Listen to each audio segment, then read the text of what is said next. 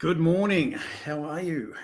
Golfers all over the world. So what a gorgeous day it is outside. I've already gone and had a little walk with the dog and it's gorgeous, but I think summer is sort of on its end. We're a little bit fresh this morning. It's going to be quite a warm day, but a little chill in the air. So those of you in the Northern Hemisphere, spring is coming. But in Australia, we'll just make use of what we've got, and autumn isn't a bad time of year. We get some great days, but the mornings are a little bit chilly and the nights are a bit chilly, good for sleeping. So the topic of this live stream is your golf stuck? So a lot of people tell me that their golf is stuck. Doesn't matter what I do, my score doesn't change, and I get that, and it happens a lot. So probably the first thing that I would like to say is that if you feel your golf is stuck, whatever you're doing at the moment's not working. So I think it's a good time to change things up. So we have to make some sort of change, not necessarily to the golf swing. I don't know that you need to change your golf swing. Plenty of people want to. But it's one of those things. You've just got to try and be mindful that changing is really difficult. So we don't want to go down the difficult path. We want to go down the simple path. And I'm not saying no one should change the golf swing, but there's a few things we can do before we get to that point. So Rob Horton is here. So hello, Rob, and I know you've asked a question. Bob Atkins is here. G'day, Bob. How are you? Long-time commenter on the videos. Please let me know in the chat where you're from. It's always good to hear where people are from. And there's David Lee. I can always count on David. It's getting fairly late in the evening over there in London. So I always get blown away by where people view my videos and where they're from, and on the live stream it's amazing the reach that it gets. So I'm here to help no matter where you are, no matter what time zone you're in. It's early morning here. It's just after 8 o'clock. I have made my coffee. This will fuel me for a little while. Lots of things to do today, but I thought I'd start off with this. So yeah, so as I said before, we've got to change things. So when people practice golf, in my experience, people tend to practice what they're good at, because let's face it, you want to go and enjoy yourself when you're practicing. So if you're practicing something that you're good at, it does make you feel good. And that's what a lot of people do. However, practicing something that you're good at isn't necessarily going to make you better. It'll make you feel good. Absolutely, but it may not get you better. So I would certainly say I would consider practicing what you're not good at. Don't spend the whole practice session on that, but I would just focus a little bit more on your weaknesses. And if we focus on our weakness and we just make it that little bit better, we don't have to make it a strength necessarily, but if we make it a bit better, it's going to make you better. But certainly, practice what you're good at. Makes you feel good. But don't do the whole practice session doing that. So that's one of the first things. Try and look at the skills that need a little bit of work and start working on that. Now we've got some little messages here. Steve Taylor, how are you, Steve? Also a regular commenter and former participant, as was David in my Minute Online. David Lee, not too many questions as I have a good coach. 9 p.m. Thank you, David. Checks in the mail. Bob is from Ohio. So I've always wondered where you're from, Bob. So Ohio. So you'll be getting closer to warmer weather. So do you close during the winter months? So I assume that you would. So hopefully winter's nearly finished and we can get everyone out playing golf again. And we're very lucky here. Our winter isn't that bad. I always moan and complain about the weather. On a really cold day, it gets to 4 to 5 degrees here. We don't get too many of them. It's more the wind chill that gets me. But yeah, we can play golf all year round. David, we know who that coach is. Yeah, I wonder who that could be, David.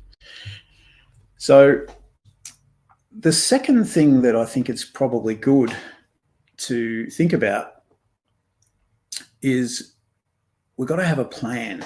So if you picture your favorite team, whether it's an Aussie rules football team or a soccer team or a cricket team, any basketball team, if you think about how they train, so when they go to the training session, does the coach stand there and just say to the players, oh, okay, start practicing, do whatever you feel like? Highly unlikely. Usually in the hands is the old clipboard, and on the clipboard is all of the training drills that the coach is going to do in that session. And I see so many golfers turn up to the range, put the token in the ball machine, grab all their golf balls out, and they start hitting. And their plan is, I'm going to hit the first shot, see how that goes, and then I'm going to react to that, whatever happens. That's not really a good plan. I really like to have a written down plan. It doesn't need to be too elaborate. It doesn't have to go into enormous detail, but I think it's worth going into some detail. So obviously there's a little bit of a warm up. Then you might think, well, I'm working on my takeaway for this session. I'm going to spend probably 15 balls just thinking only of my takeaway. I'm not going to worry about where the ball goes. The result is irrelevant. I'm just going to get that feel of taking the club away and what I need, just getting used to doing it the way I want to do it. At the end of that, you then might think, well, I've got that. That feels pretty good. So then we need to apply a little bit of pressure. So you might then say, well, there's a flag stick out there on the left at about 120. So I'm going to try and aim at that flag stick. So then you might hit a shot to the flag stick. That's where you say, how did I go? So we have that reflection after the shot. Did the ball go where I wanted it to go? If it didn't, was my alignment correct? Was I engaged in the process? Was I thinking about cooking dinner tonight as I was taking my backswing? There could be any number of reasons, but we do need to have that reflection. So we always, after we've hit the shot, we need to reflect, give yourself some kudos. If you did it well, you say, yeah, I did really well. But then pick another target. And it might be a target down the right-hand side and go through the same process. So that's a much better plan than doing that shot after shot after shot. Because on the golf course, you don't hit shot after shot after shot. You hit a shot and hopefully you walk for a few minutes. The longer the better. It means you hit it further. And then you've got to reassess when you get to the ball and start all over again. Whereas on the range, when you're hitting shot after shot, you get a feel for it and it works. But it doesn't work when you go out on the golf course straight away, because the skill we have to get is you've got to do it right the first time, every time, after a few minutes break. And that's what people don't practice much.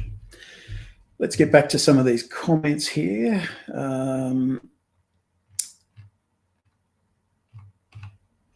We know who that coach is. Now, back here, we've got Rob. I know Rob's from Melbourne.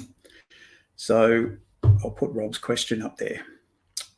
I'm looking forward to this and have a question. I'm having issues when hitting from a steep slope, like the hill on Ivanhoe's 9th hole. Have you covered this in a previous video? Well, good question. Good question. I can't remember the 9th at Ivanhoe. I think I played Ivanhoe about 30 years ago, Rob. So forgive me for not remembering, but it depends. There's a few things to do. So firstly, if we think about what I've said about practice, and I wish I could see you all, but put a little comment up if you've ever spent any time on a golf range practicing hitting off sloping lies.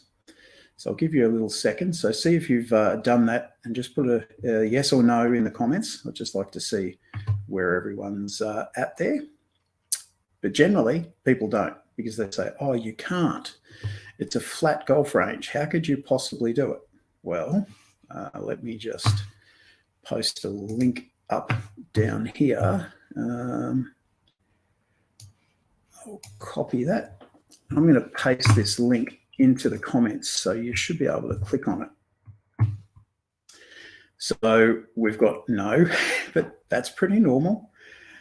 So the link that I've just posted in the comments there is a video I made a few years ago on how to practice hitting golf shots from sloping lies on a flat golf range. So I was using some swimming noodles, and I won't play the video here, it's too awkward, but you can go back and check it later. It'll stay in the comments. But yeah, you stand on the noodle, and you can have one foot on the noodle, whether it's left, whether it's right, both feet on the noodle.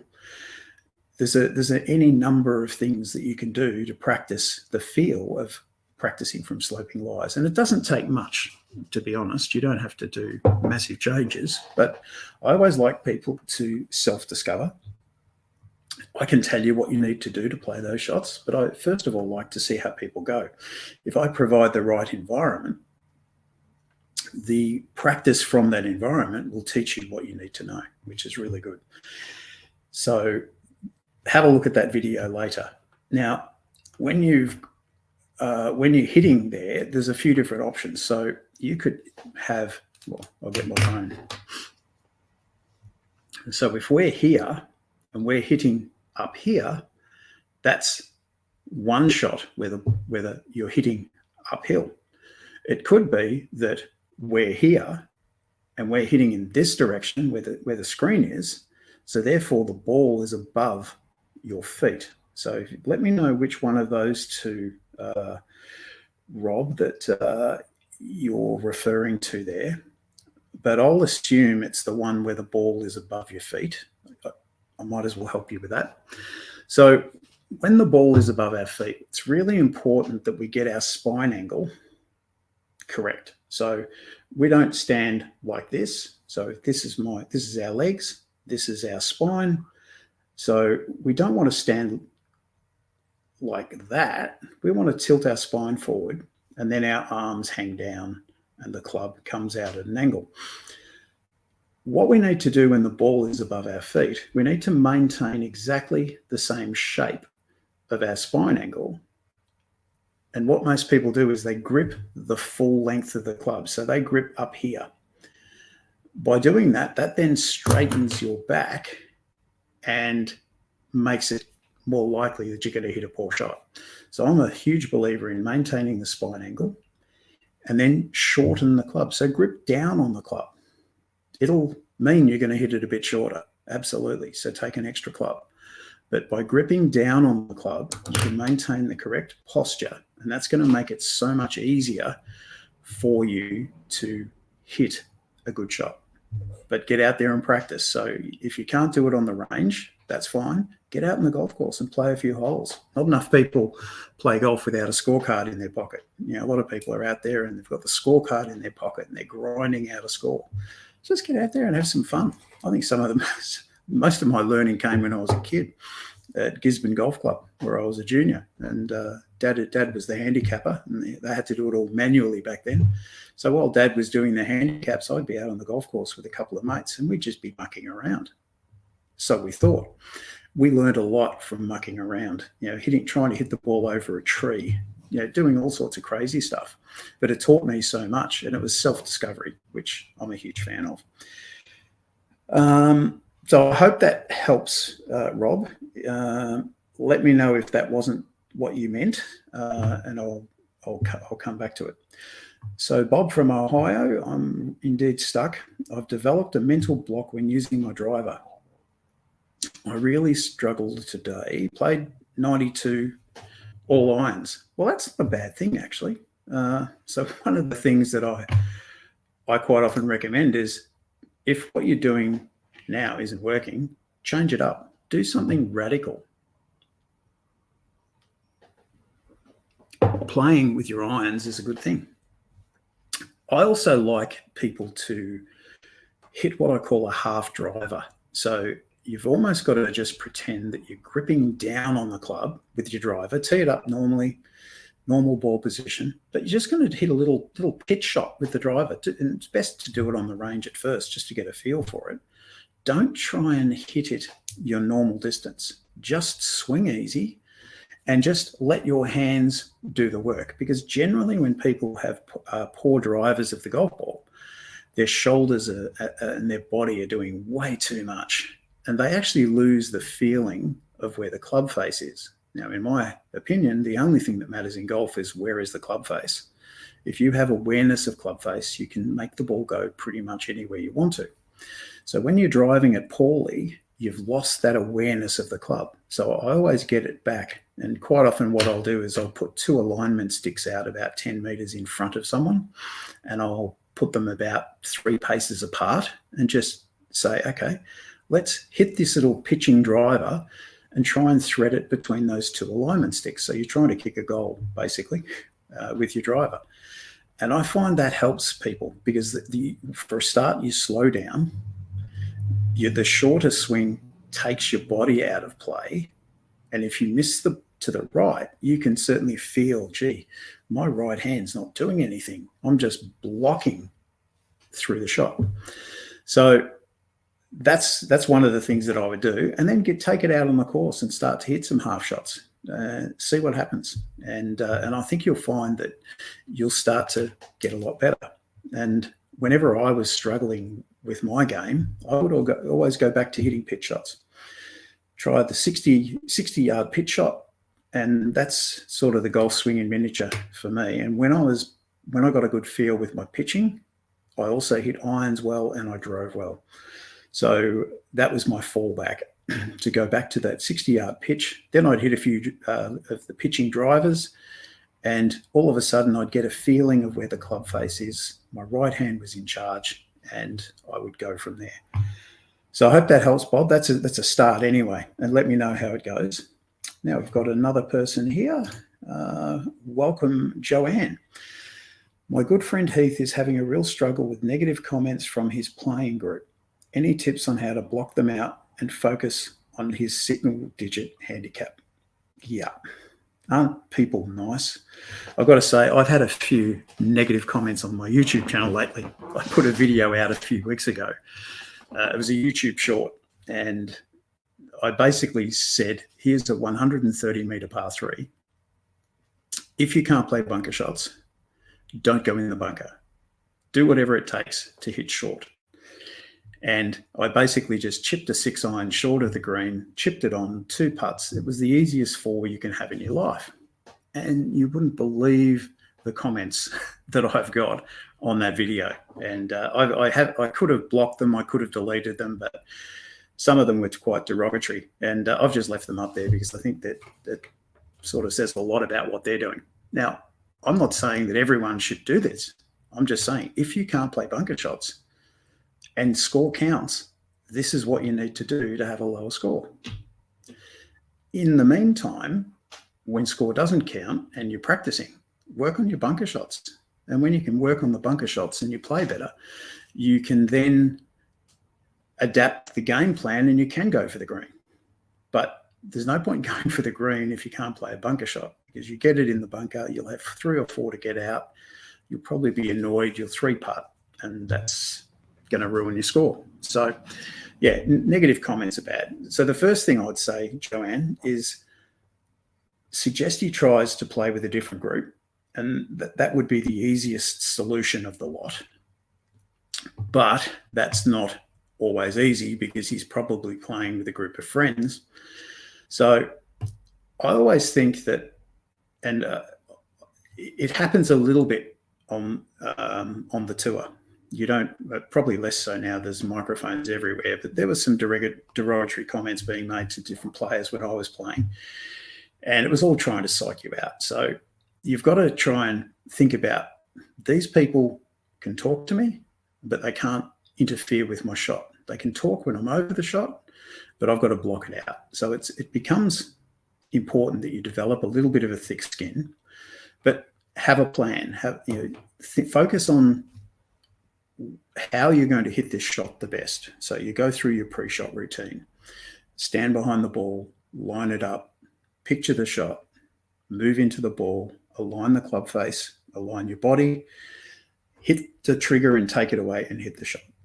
If people say terrible things, just try and let it go in one ear and out the other. There's some great psychology books out there. Anything written by Dr. Bob Rotella, and this isn't sponsored. I don't sell books, so it's not like I'm directing you to my affiliate link. Anything by Dr. Bob Rotella is good. Golf is not a game of perfect is my personal favourite, and Putting Out of Your Mind is another one that he wrote, which is also good. So I would start possibly getting him to read some of those books, and also what's his name? I can't think of it.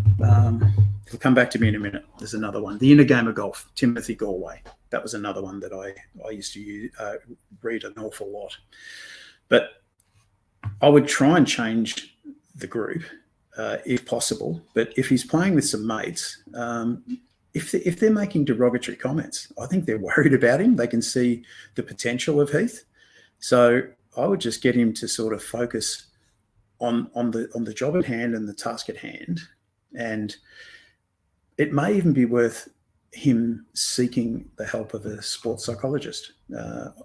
I've seen one. If you look at most tour players on their teams, there is a psychologist there that they work with. So that's probably worth thinking about. It might be a good present to have a good session with a good sports psychologist. So I hope that helps, Joanne. It's always a tricky one, but look, most people are pretty good in golf. There are the exceptions, but it's terrible when that happens. Everyone should just be nice to each other and enjoy the prospective game. Thank you, David. Thank you very much. And the aeroplane and the cliff for above and below the feet. Trying to think what that means. Oh, okay. I think I mentioned that to you at some stage, a long time ago. So yeah, we just, the tilting of the aeroplane, we've got to just make sure that we try and maintain our spine shape. That's the biggest thing with these shots is people don't maintain their shape. And because of that, it then puts your spine in a different position. That changes your swing path. It changes everything, and you're going to hit poor shots. I suppose the other thing to consider on that one, Rob and Dave, if we get the golf club here, little club head, if we have the ball above our feet like that, and we're swinging this way, what's going to tend to happen is the heel of the golf club, this bit here, is going to tend to dig in first. And if the heel of the club digs in, that closes the club face. So when you've got the ball above your feet, you will tend to hit the ball a little bit left because of the lie angle change and that heel going in there. If we reverse that and then we get down here, what's going to tend to happen is the toe of the club is going to hit first. When the toe of the club hits the ground first, it tends to open the club. So when the ball is below your feet, you do tend to miss it a little bit down the right-hand side. And when the ball is above your feet, you tend to miss it down the left-hand side. So that's the sort of a rule of thumb that can also help. David has put a suggestion in here, Joanne. He should try and think that they are just jealous and blank out the comments out and smile. Yeah, that's pretty much what I was getting at. Hard thing to do, though. So it takes a bit of work. A well-read golf in the library. I should show you what I'm seeing here from Rob. A well-read golf coach in the library. Good morning, Brian. Have you covered the hill issue? I have covered it in some of the videos. So there was that little video there. Just do a bit of a search. Go into the playlist, and I think I've got a shot-making playlist that has some of these things. But I've made a note to perhaps do them in the future. I know when I've done them in the past, they're very poor videos in terms of people watching them. And as much as I don't worry too much about numbers, it's not good when I produce a video. It takes a lot of work and I only get a few hundred views out of it. So for some reason, every time I make one of those videos, very few people look at it and watch it. So YouTube's a funny thing. Every time I make a video that I think, oh, this is going to be good, everyone will watch this, it's going to go great, pretty much it's going to tank. And then I look at some of the videos that have had a lot of views, and I think, yeah, it's just a video, and it goes nuts. So I don't make videos for me anymore. I just make it for people. So I'm not always conscious of views, but I've certainly added that to the list, and I might revisit that. Certainly down at Bayviews, where I coach now, it's a very hilly golf course, so it gives me the opportunity to film those sorts of videos, whereas the Morak and Langling are pretty flat, so I couldn't do those sorts of things there. Now, Steve, love the tip on the par threes. Your tip worked for me on the 9th hole, par 3 at Langling. Fantastic. Yeah, it's just a simple thing. I'm not saying that everyone on the planet should avoid trying to hit the green. That's not what I'm saying. If you can hit the green and you're not scared of bunkers, go for it. Because if you hit it on the green, it's an easier chance at 2 putts for par, and you might even get a birdie.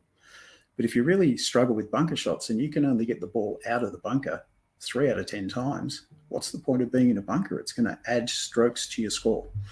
So skill up, get lessons, go and see your local golf pro. There's nothing quite like having a one-on-one lesson. Work on it. And then when you get to that 7 out of 10, well, go for the green, because that's going to be paying dividends in the long run. Joanne, indeed, they are supposedly friends. I just don't get that. I really don't. If they're friends, they should be encouraging. They shouldn't at all be trying to be negative. It'll be interesting to see the Full Swing documentary. I believe it's out. I'll watch it at some point. Yeah, so they may show some of it. They may not, because depends what these so-called real life documentaries. It's the director's cut, a bit like all these reality TV cooking shows. They have a storyline that they would like to follow, and they stick to that storyline. They cut out anything that's not related to the storyline that they want to follow. So good. A bit worried about what else sport.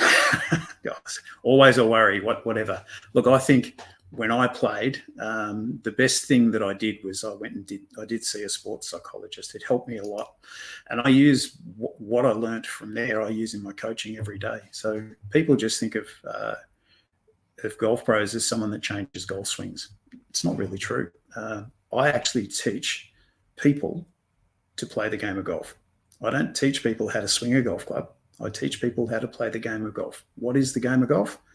It's let's get the ball in the hole for the least amount of strokes. So to improve someone, there may be an element of golf swing changes. There could be, but I think before we head down that path, there's so many other things that we could do. We can improve our putting. We can improve our chipping. We can improve our pitching. We can improve our bunker shots. We can improve our shot selection. People don't hit the right club often enough. 60% of people miss the green short and right from the right-handed perspective. So it's just a simple thing. If everyone just hit one more club than they think, they will hit the ball on the green more often. That will lower their score. Interesting stat. Only 5% of people hit it over the back of the green. Yet everyone's scared of hitting it over the back of the green, and they say, oh, over the back of the green's dead. Well, if you can hit one more club, yes, you're going to go over the green 5% of the time, but you're missing the green 60% short right. So hitting one extra club is going to get you hitting more greens in regulation. And over the whole year, you're going to be so much better off by doing it. Yet people say, oh, no, I can't do that. I'm going to get it over the back of the green. So, yeah, there was a guy that I coached who said, I just don't hit enough greens. What am I going to do to hit enough greens? And I said, tomorrow when you go out and play, hit one more club than you think, unless it's a wedge, because you were hitting a wedge a specific distance. But anything other than that, hit one more than you think. So he rang me up the night and said, I had the best round of my life. I had 73. He had one over par and he hit 17 greens. And there was no swing change. It was just he decided to do what I said and hit one more green. Unfortunately, that was his last round before we went into lockdown in 2020, and we didn't play for a few months. So, but he has come back, and he's certainly lowered his handicap. I think he went from 22 to 9. So we did that over a period of about 10 months. So it was good to work with him. We've got another question here from Steve. Brian, your Monday videos are the way I get my week going. Thank you, Steve. Some people set their watch by it. A friend of mine says 9 a.m. What did he say? There's only a few sureties in life: death, taxes, and Brian producing a video at 9 a.m. Monday. So yeah, I've been doing it for eight and a half years. Wow, time flies. And I haven't missed a Monday yet. There's no plan to miss a Monday, so I will be keeping on doing it. David, ball above feet flies left, same as plane glancing off the cliff and vice versa below your feet. Okay, thank you for that clarification. What have we got here? Yes, Steve, thanks for the spelling clarification. David, I got that backwards a lot from Bob. We'll go down the list here. If I were Heath, I would say to myself, I am the man playing with insects. Now watch this beautiful shot and chirp away. Yeah, you've really got to block it out, but it is easier said than done. But doing things like put yourself in a happy place.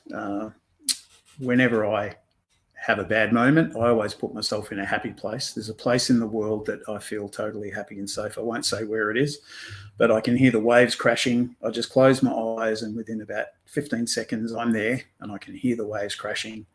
I'm at the beach, I'm getting the boat out and I'm going fishing. And yeah, I just think about those things, and things seem a lot better when I'm in that little space. And oh, here's a blast from the past. Julian, how are you, Julian? I haven't seen you for ages. So he calls me Sensei. Good to hear from you, Julian. I hope you're well. David's got another message in here. Sports psychologist smoothed out my temperament along with the Tassie Devil patch. Yes, yeah, we all have a bit of a Tassie Devil, but yeah, they're well worth the money, the sports psychologist. Now, while I think of it, if you really are struggling with your game and you really want to improve with the least amount of effort, I've got my next online course starting in a few weeks. So I'm going to put a link in the chat there. So basically it's drop 4 shots in 4 weeks. And it's a bit of an outlandish statement, but this is a training-based program. And what we do is week 1, we focus on the skill of putting. So if you think about it, if you focused on the skill of putting for 1 week, would you be able to lower your score by 1 shot? I think it's fair to say that you could probably at least take 1 shot off your score by improving your putting. Week 2 is chipping, and the same process. Could we take 1 stroke off your score by improving your chipping? Week 3 is pitching. We could say the same thing there. If we worked on pitching for a week, could we take 1 stroke from the score? Pretty conservative, yes. And then the last week is bunkers. Could we take 1 shot from our bunker play? So I think it's pretty conservative that you could take 1 shot off each of those strokes each week. And as I said, this is a training program. People don't know how to train. And the more I coach, the more people I meet, the more they really don't have any idea on how to train. So I provide the training plan for the week. And all it requires is 3 practice sessions of 20 minutes per week. So if you can commit to 20 minutes of your time 3 times a week, I give you the training plan and it's got a ball count. So you do this drill for so many balls, this drill for so many balls, and that's it.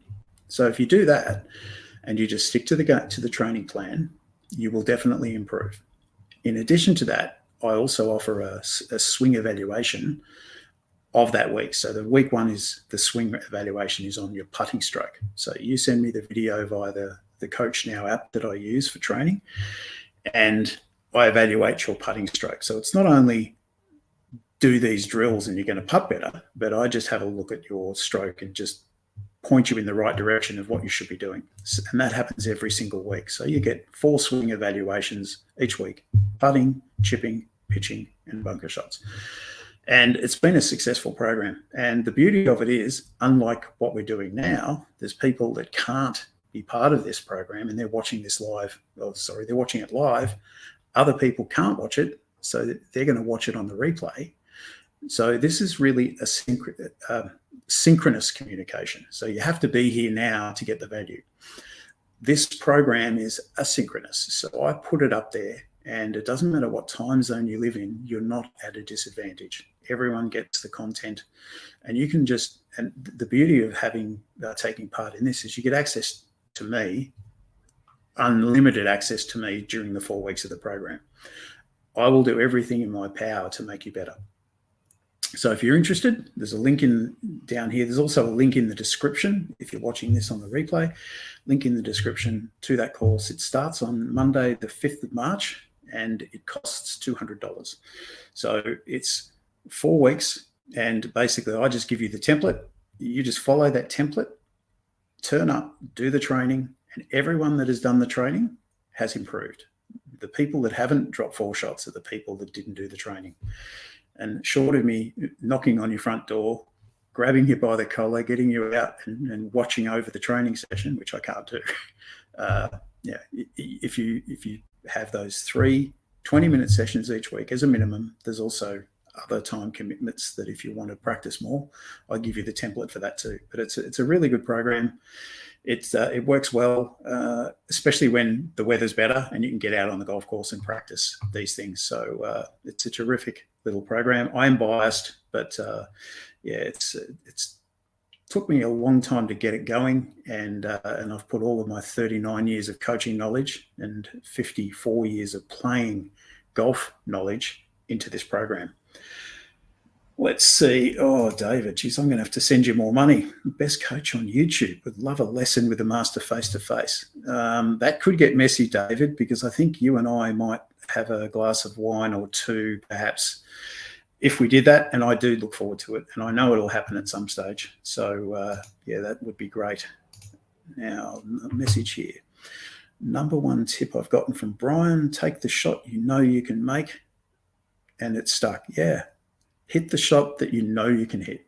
You know, the rule of thumb, if people just based every decision out, if we went out and played now and you teed off the first and you thought, what shot can I hit 7 out of 10 times? If it's not the driver, if you're thinking I'm only hitting my driver 3 out of 10 times, don't hit driver. If it's a 5-wood from a low tee, you can say, well, I can do that 7 out of 10, hit the 5-wood. Yes, it's going to cost you distance, but you won't be in the trees and you won't be hitting it along the ground. Then get to the ball and think, what shot can I play from here that I can make 7 out of 10 times? And you just continue to do that all the way through the round. You're going to give yourself the best chance of having your best score ever. So it's a simple concept. It's what golf pros do. They don't do it 7 out of 10. They're probably thinking 9 out of 10. But they don't hit the outlandish shots very often. And when they do and it doesn't come off, they really pay. So you just got to play the percentages, really. It's and the advice I always give to people, imagine if you caddied for yourself. There's no way you would advise yourself to hit some of the shots that you hit. So just pretend you're going to caddy for yourself and then have that in a conversation of, what could I do and make this 7 out of 10? It's going to be a great little sort of hack to get you having your best score. So Julian, your training classes and courses are the best. Went from a 35 handicap to 11. Fantastic. I haven't seen Julian because he plays at Morak where I no longer coach. I left there in the end of June last year when they demolished the golf range. So well done, Julian. 2 more to go. You wanted to get to single figures, so keep working at it. Joe, where are you from, Joe? So enjoying today's session. Thank you. Yeah. So I haven't come across you before, so welcome. Joe's got a little follow-up here. Injured ankle has kept me out of playing golf for almost 6 months. Oh, no. I've just started chipping and putting recently. Any suggestion on how I get back into the swing of things, so to speak? Yeah, I would certainly. This is a great opportunity for you to work on chipping and putting. I would actually go chipping putting, pitching, and bunker shots. I would do the whole 4, and I do have a short game bias because no matter what standard you play, everyone deserves a better short game. You watch the PGA Tour, whoever wins the tournament doesn't necessarily hit the ball the best. They make the best recovery shots. They've got good short games. They're holing putts. They're chipping in. So, people almost get apologetic that they've chipped it close. Don't. That's an expectation we really need to have. So work on that.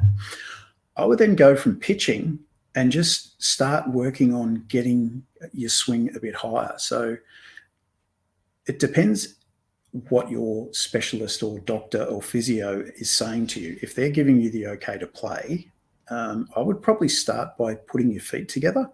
So if you could put your feet together and knees together and just hit some little half shots, even if it's with a 7-iron, you could hit drivers with half shots. I said earlier in this live stream about the pitching driver drill.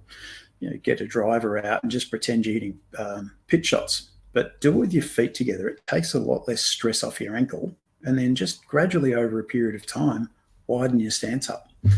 That's what I would do, but certainly work hand in hand with someone. Don't just do it by yourself. Get yourself a coach and someone that can see your swing and talk to you.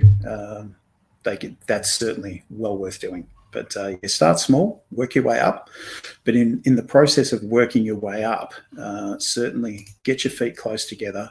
You could even do some standing either on your left foot. Which ankle did you say? You didn't.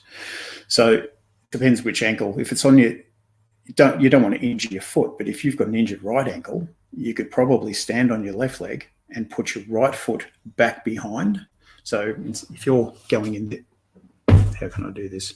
If you're heading in this direction, have your left foot here and then your right foot back here. So it's sort of like an extreme closed stance. But that would be another way of doing it. If it's your left foot, if your left ankle's sore and you're playing right-handed, just stick with your feet together initially and just see how that goes. But certainly get the okay from your specialist. So David, the wife is still angry with me. Oh no, as I've wrecked her towels practicing the bunker shots during lockdown. Yes, that's yeah. Sorry, Mrs. Lee. I'll make it up to you. I'll make you a nice meal when we do eventually catch up.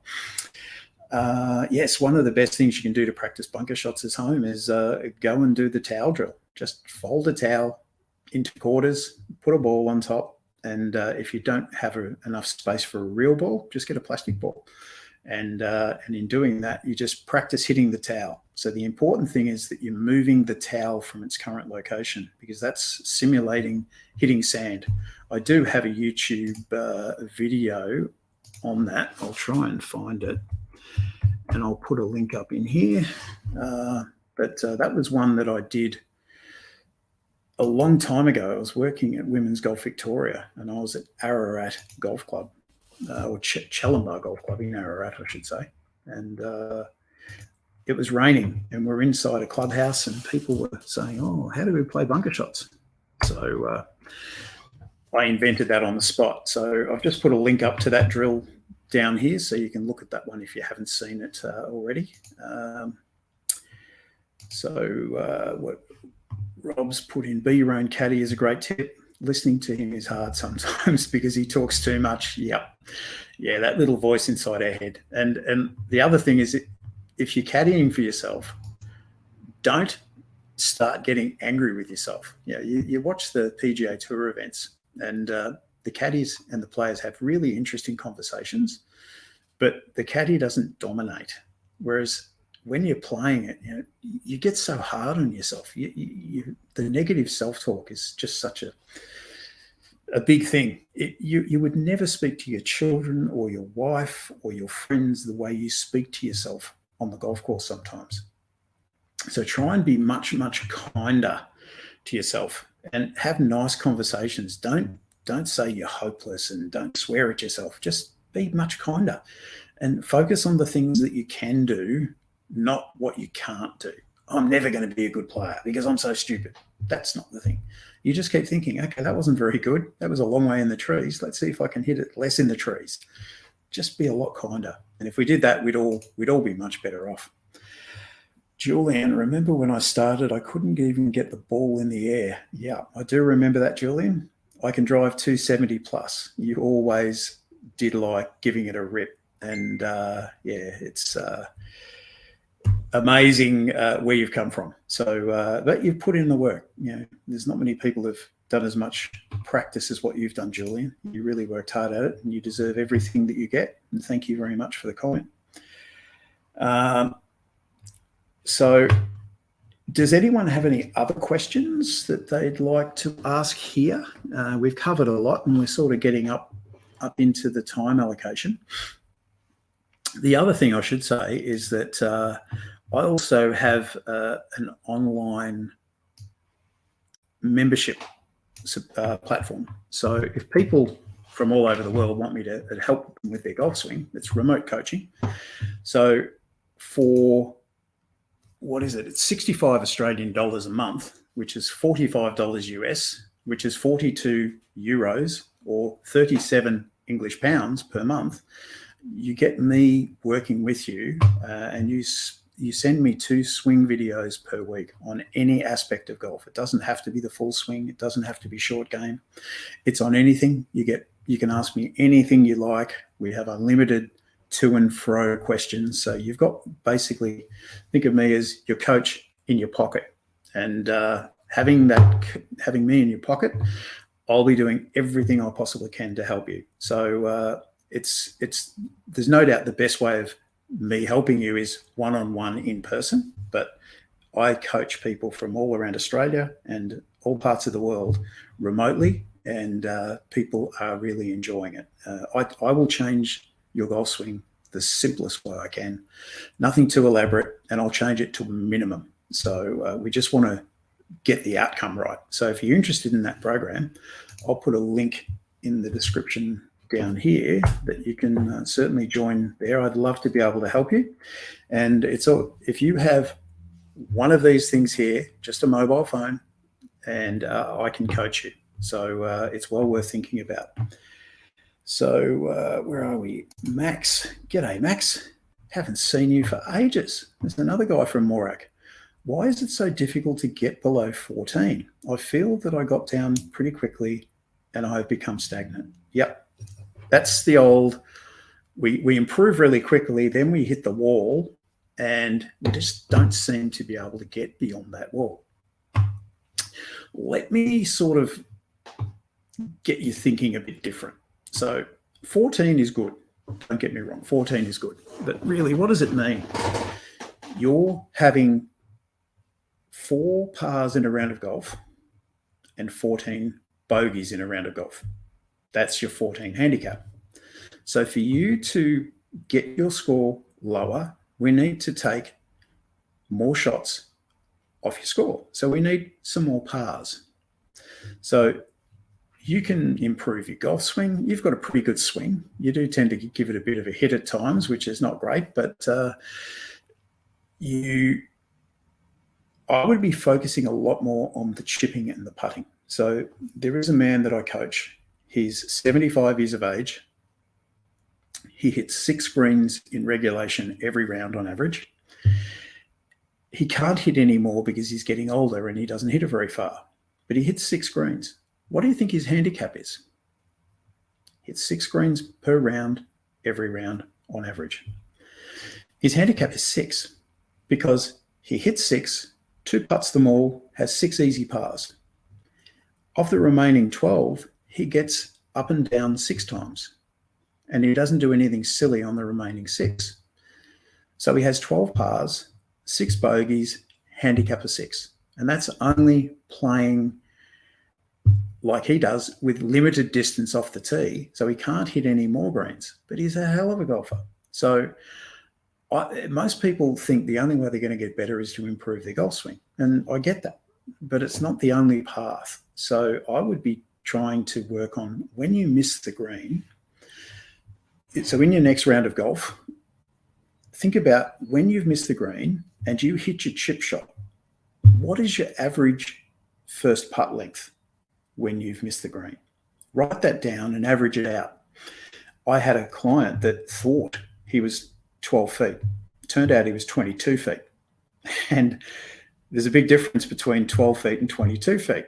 So we worked on his chipping, and just a simple thing of, we said, okay, our goal is to get to 12 feet. So he put some golf tees in the green at 12 feet from the hole. So he made this circle 12 feet from the hole. So when he was practicing his chipping, he had the end in mind. He had to get the ball inside that circle. So he wasn't just thinking, oh, I'm just going to land it here and I'm going to chip it up. He was thinking, I want to get my ball inside that. It took about 4 weeks, but he actually got down to 9 feet and his score dropped by 6 shots simply by doing that. So I hope that helps, Max. Just invest in your short game, particularly that chipping. So next time you're out, work out what your average is when you miss the green after you've hit a chip or a bunker shot for that matter, or a pitch, and try and lower that. I think distance matters in golf, but it's not the distance everyone's thinking of. It's not the distance from the tee. At the elite level, distance from the tee gains your shots. At the average level, it doesn't really. And if you want to disprove that, go and play your next game of golf from the ladies' tees. And in theory, the hole's going to be shorter, so you're going to have the best score you've ever had. Except that if your short game's not up to it, your score won't change. So that's something you could do and try and find out there. But yeah, invest in that short game and try and work on that goal of getting the ball inside 12 feet. You're certainly going to lower your strokes. Another question here from David. Do you think that the cost of equipment is affecting new golfers taking up the sport? Yes and no, David. Over here in Australia, we have things called op shops or opportunity shops. It's run by charities. And what has happened since we went into lockdown, most of these opportunity shops don't have golf clubs anymore because they've sold out. So people aren't spending money necessarily on buying equipment to take up the game by buying new clubs. I'm seeing so many people, and there's a guy in Melbourne, Sandy Jamison, golf pro. He runs Oakley public golf course, and he's just passionate about getting people into the game of golf. And he's always taking photos of people that turn up at his golf course, and it's young kids, and he takes photos of the old equipment that's being repurposed. He does a fantastic job, and you can follow him on Twitter. Just look up Sandy Jamison. He should get some sort of medal for what he's doing. He's very passionate about it. But yeah, people are buying lots of secondhand clubs, and even the secondhand market on Facebook Marketplace, Gumtree, eBay. There's plenty of opportunities. You don't have to spend a lot of money on a brand new set of golf clubs. Once upon a time you did, but not. So Rob's on his second coffee. A very enjoyable session. Thank you, Rob. I'm still going on my first. It's only half. It's almost an iced coffee now. Look, I haven't done this very often. I really like the format because I can be me. And with my YouTube videos, when I first started out, I was trying to be someone I wasn't. But as time went on, I just thought, I'm not that person. Why am I trying to do that? So I just started being me. So for the last 6 or so years, I've just been me. So some people like it, some people don't. YouTube is a great format for me to be me. And I really enjoy helping people play better golf, no matter what your standard. And so I'm going to do these more often. I don't want to say I'm going to do it every week because I won't. But I'll try and do it once a month. And I'll probably find a way of slicing some of this stuff and turning it into a podcast, which I'd love to get back into, but it's just time. But good. I'll have another coffee in fact, I've had a message from a mate who wants to meet for coffee later this morning, so he doesn't know I'm doing YouTube live. So I might hang off and I might ride my bike and meet him somewhere. So now we've got another one here. Neil Cowan. Hi, Fitzy. Watch all your tips, classmate.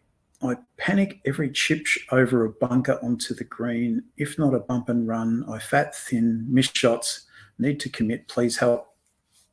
Will you have a lesson? I will have a lesson very soon. Okay.